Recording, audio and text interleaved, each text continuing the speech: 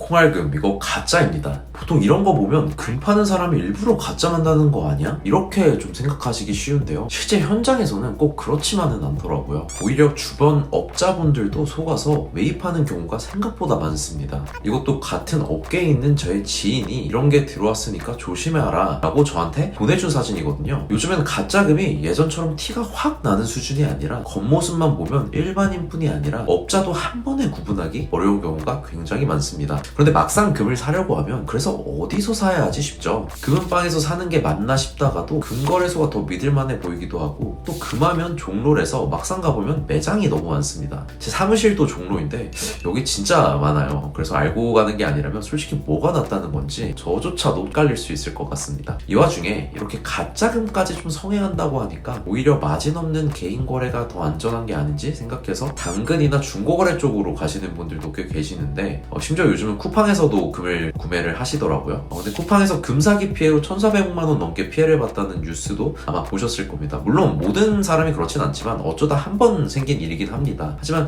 사실 이 뉴스를 보고 제가 뭔가 좀 전달하고 싶은 게 있어서 이 영상을 좀 찍기로 결심을 했는데요. 그래서 오늘 영상은 어디가 무조건 좋다 이런 이야기를 드리려는 건 아니고, 대신 뭐 금은방, 그리고 뭐 금거래소, 온라인 쇼핑몰, 그리고 개인 거래까지 각 구매처가 어떤 구조로 돌아가는지, 왜 가격 차이가 나는지, 어디에서 어떤 점을 좀 조심하는 게 좋은지 업계에서 보는 관점으로 최대한 쉽게 한번 말씀을 드려보려고 합니다. 그리고 마지막에는 제가 생각하는 비교적 합리적인 구매 방법과 꼭 확인해야 할 팁들도 한번 말씀드려 볼게요. 그럼 이제 가장 중요한 이야기를 해보겠습니다. 금 살 때 말 그대로 호구당하지 않으려면 어떤 걸 주의해야 할까요? 결론부터 말씀드리면 4가지만 확인하시면 됩니다. 순도 표기, 공인인증 여부, 영수증과 보증서, 그리고 되팔 수 있는 구조인지, 저는 이 4가지를 꼭 보시라고 말씀드립니다. 사실 앞에 3가지는 많이 들어보셨을 겁니다. 순도가 정확하게 표기되어 있는지, 공인된 인증을 받은 제품인지, 영수증이나 보증서를 제대로 발급해 주는지, 너무 기본적인 얘기죠. 그런데 기본인 만큼 더 중요한 게 있습니다. 그래서 오히려 이 3가지조차 확인이 안 된다면 거래를 다시 한번 생각해 보시는 게 좋고요. 최소한의 신뢰를 확인하는 과정이라고 생각하셔야 합니다. 그런데 되팔 수 있는 구조인가도 그만큼 중요하죠. 솔직히 금이 예뻐서 사시는 분들도 많지만 요즘은 이걸 자산으로 구매하시는 분들이 많고, 언젠가는 현금화할 가능성을 항상 염두에 두고 구매를 하십니다. 금의 가장 큰 장점도 바로 그것인데요. 실물 자산이면서 필요할 때 언제든지 빠르게 현금화가 가능하다는 것이 금의 가장 큰 장점이죠. 근데 막상 팔려고 보니까 시세가 조금 다르거나 받아주지 않는 곳이 있거나 살 때보다 가격이 많이 떨어진다면 어떨까요? 그러면 금이 가진 장점이 조금 줄어들 가능성이 있습니다. 그래서 금을 살 때는 얼마나 싸게 사느냐도 중요하지만 나중에 얼마나 편하게 팔 수 있느냐도 같이 보는 게 좋습니다. 오히려 투자 관점에서는 이 부분이 조금 더 중요할 수도 있습니다.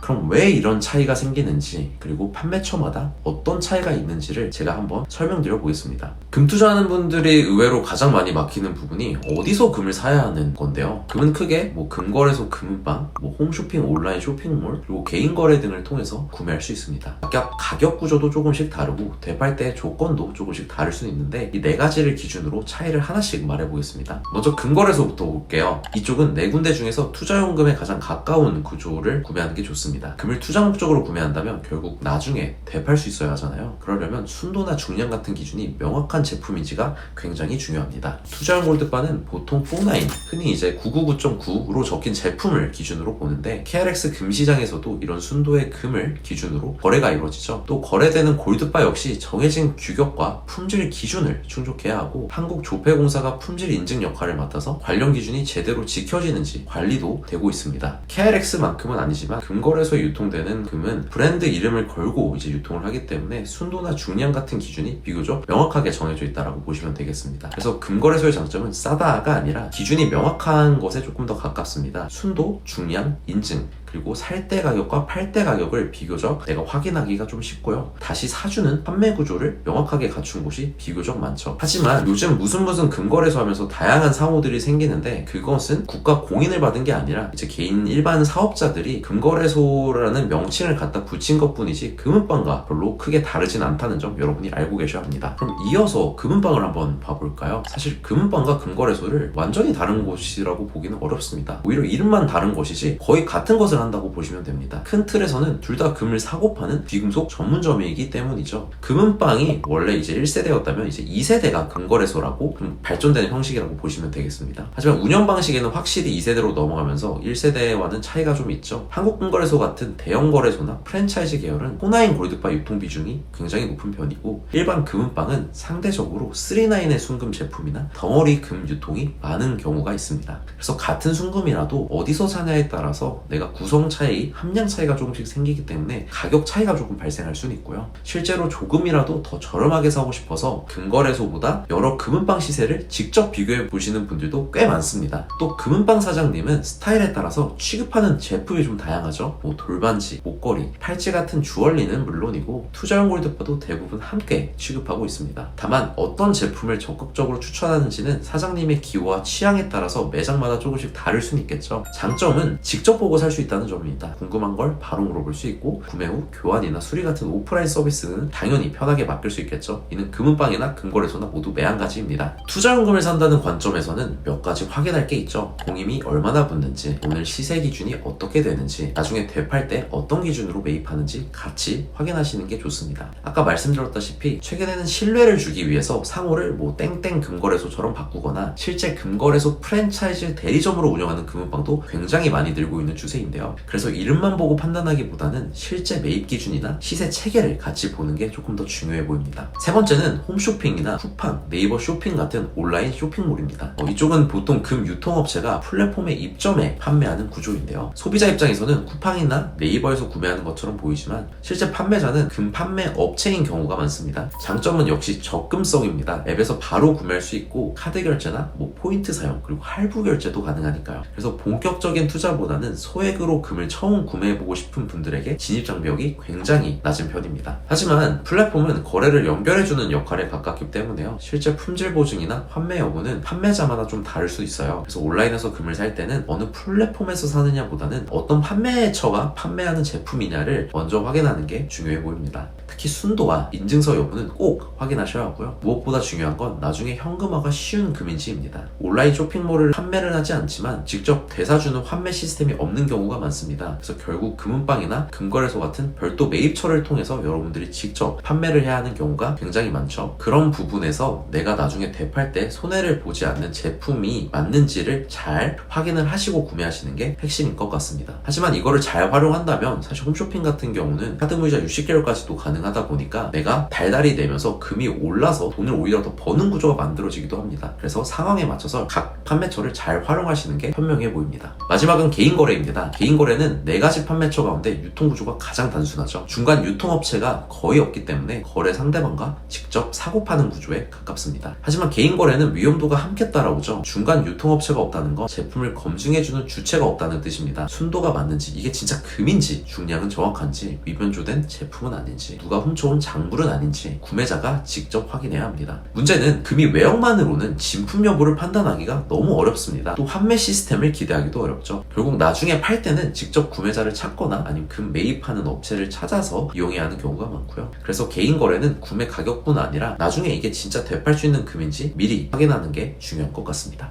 이 일련의 검증 과정을 구매하는 사람이 직접 부담해야 되다 보니까 금을 처음 사시는 분들한테는 조금 신중해야 하는 접근법이 아닐까 싶습니다. 하지만 개인 거래의 장점은 팔 때는 가장 비싸게 팔 수 있고 살 때는 가장 싸게 살 수 있다는 장점이 있습니다.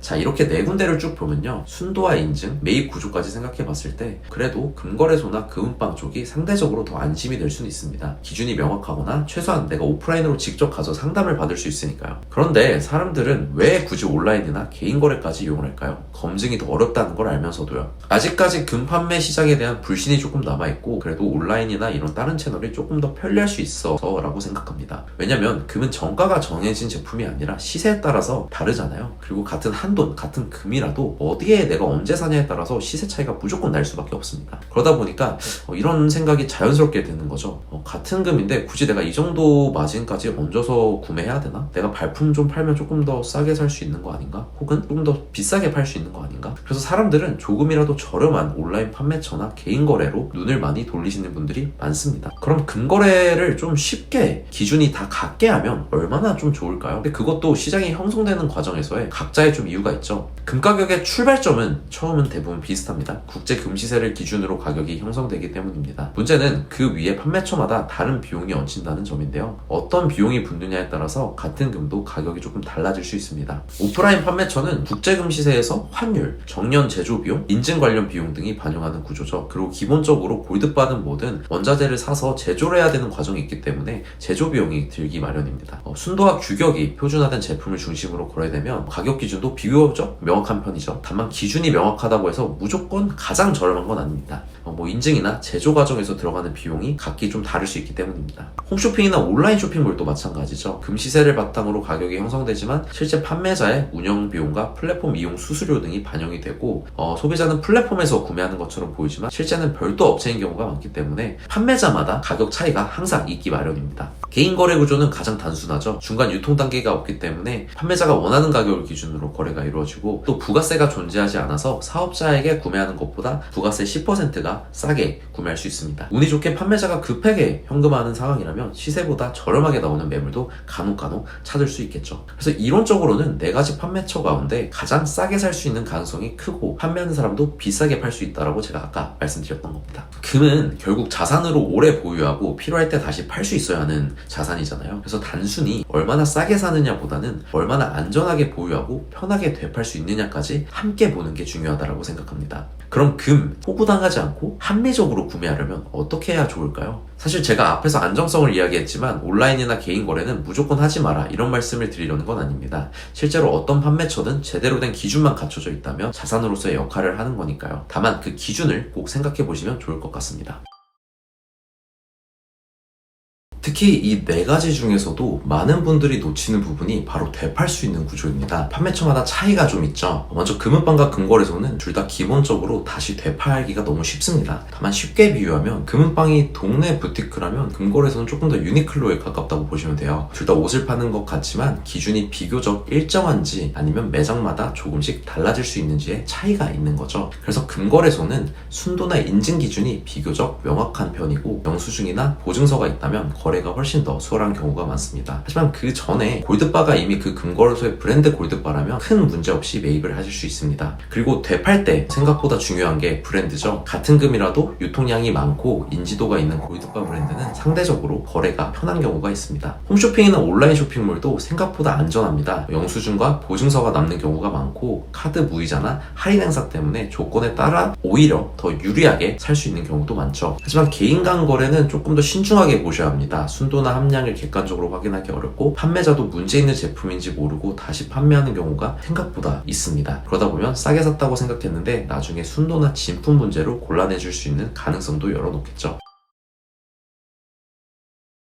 그럼 마지막으로 제가 업계에 있으면서 개인적으로 알면 좋을 것 같은 그런 팁도 몇 가지 설명드리겠습니다. 첫 번째로는 금을 구매하시거나 판매하시기 전에 오늘 금 시세를 무조건 확인하고 가세요. 한국금거래소나 관련 앱을 통해서 기준 가격을 먼저 보고 가시는 게 좋습니다. 일단 기준을 알아야지 내가 지금 받는 시세가 싼지 비싼지 알 수 있잖아요. 둘째로 시세보다 좀 지나치게 싸게 판매한다면 이유를 한번 확인해 보세요. 반대로 너무 비싸다면 어떤 비용이 포함된 건지도 한번 물어보시는 게 좋습니다. 세 번째는 구매 후에는 영수증이나 보증서를 꼭 챙기세요. 보증서가 별 필요가 없다라고 말씀하시는 분들도 계신데 정상적인 거래라면 보증서와 영수증을 발급해주는 게 기본입니다. 만약 그렇지 않다라면 한 번쯤 의심해 볼 필요가 있습니다. 네 번째로 특히 보증서는 잘 보관해 두셔야 합니다. 사실 이 보증서가 법적으로 모든 문제를 해결해 주는 건 아니지만 그래도 중요한 이유가 있죠. 나중에 혹시 문제가 발생했을 때 언제 어디서 구매했는지를 확인할 수 있는 가장 기본적인 자료가 바로 보증서입니다. 예를 들어서 골드바 자체의 판매자 정보가 명확하게 남아있지 않은 경우에는 해당 제품을 어디서 구매했는지 증명하는 과정이 필요한데 이때 보증서가 중요한 역할을 하게 되죠. 소비자 입장에서는 내가 그 금은방 혹은 그 금거래소에서 구매를 했다라고 하면 그 금거래소와 그 금은방이 잘못된 순도나 함량에 대해서 책임을 질 수 있게 만드는 구조입니다. 그래서 가능하면 구매 영수증과 함께 보관해 두시는 걸 추천드립니다. 다섯 번째로 순도 확인도 한번 확인해 보셔야 합니다. 골드바는 보통 39 혹은 49이 새겨져 있는데요. 내가 보유한 골드바가 어떤 순도인지 알아두면 나중에 되팔 때 분송료 같은 거를 차감하지 않도록 조금 더 도움이 될 수 있겠습니다. 참고로 참고로 24K는 일반적으로 순도 99.9% 이상인 금을 의미합니다. 우리나라의 99.5% 금도 많이 유통이 되는데 그거는 엄밀히 따지면 24K라는 명칭을 표기할 수 없습니다. 마지막으로 무게단위 헷갈리지 마세요. 우리는 보통 돈으로 말하는데 표기는 그람으로 되어 있는 경우가 많습니다. 한 돈이 3.75g이라는 것만 기억하시면 계산할 때 헷갈릴 일이 줄어듭니다. 이렇게 오늘 판매소마다 왜 가격 차이가 나는지에 대해서 이야기를 해봤는데 이제 아시겠지만 가격이 차이 날 수밖에 없는 구조긴 합니다. 하지만 저는 업계에 있으면서 항상 이걸 조금 더 편하게 비교할 방법이 없을까? 이 생각을 정말 많이 했던 것 같아요. 왜냐면 이 일을 하면서 같은 금인데 어디 가져가느냐에 따라서 가격이 너무 다르다, 발품 팔기 힘들다, 다 사기꾼 같다, 이런 말들을 조금씩 들으면서 일을 하고 있었거든요. 알고 보면 정말 아닌데 그 알고가 사실 힘들잖아요. 그래서 제가 만들게 된 게 금골디라는 서비스입니다. 금 자산 관리 및 금 거래를 할 수 있는 어플리케이션인데요. 여기서 제가 역경매로 금 시세를 입찰받을 수 있게 해놨습니다. 역경매,